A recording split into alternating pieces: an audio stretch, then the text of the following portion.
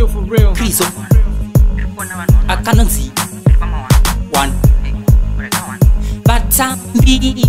Ati flip Deripi baby rinem face one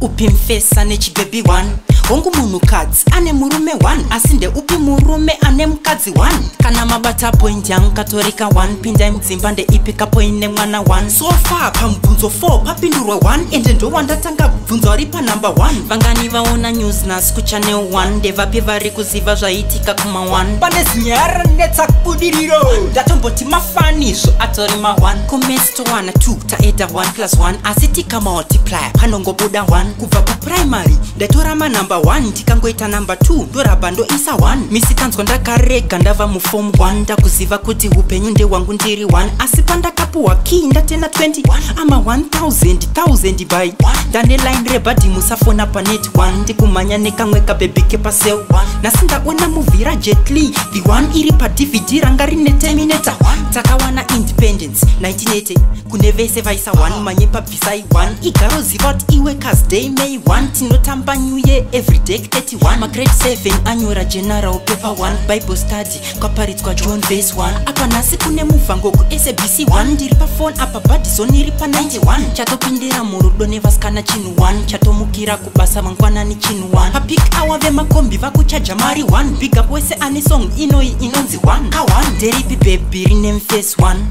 Upi mfesa nechi baby one Ongu munu kads ane murume one Asinde upi murume ane mkazi one Kana mabata point yang katorika one Pinda mtimbande ipika poinde mwana one So far pambunzo 4 papindurwa one Ende ndo wandatanga bunzo ripa number 1 Vangani vaona news na siku channel 1 Deva pivari kuziva zaitika kuma 1 Bande zinyara neta kudiriro Datomboti mafani so atorima 1 Kumesto wana 2 taeda 1 plus 1 Asitika multiply panongo buda 1 Kuva ku primary Detorama number 1 tikangoita number 2 dorabando isa 1 misikanzwa ndakarega ndava mu form 1 ndakuziva kuti upenyu nde wangu ndiri 1 asipanda kapu wakinda tena 20 ama 1000 by ndane line rebadi musafona pa net 1 ndikumanya nekamwe ka baby ke pa sale 1 nasinda ona movira jetly the one iri pa DVD rangari ne terminator 1 takawana independence 1980 kunevese vaisa 1 manyepa visai 1 igaro zivat iwe kas day may 1 tinotamba new year every day 31 ma grade 7 anyora general paper 1 bible study kwa parit kwa John verse 1 apa nasi kune muvango ku SABC 1 ndiri pa phone apa badison iri pa 91 chatopindira murudo nevaskana chinu 1 chatomukira kubasa mangwana ni chinu 1 pa pick hour ve makombi vakuchaja mari 1 big up wese ani song inoi inonzi 1 ka 1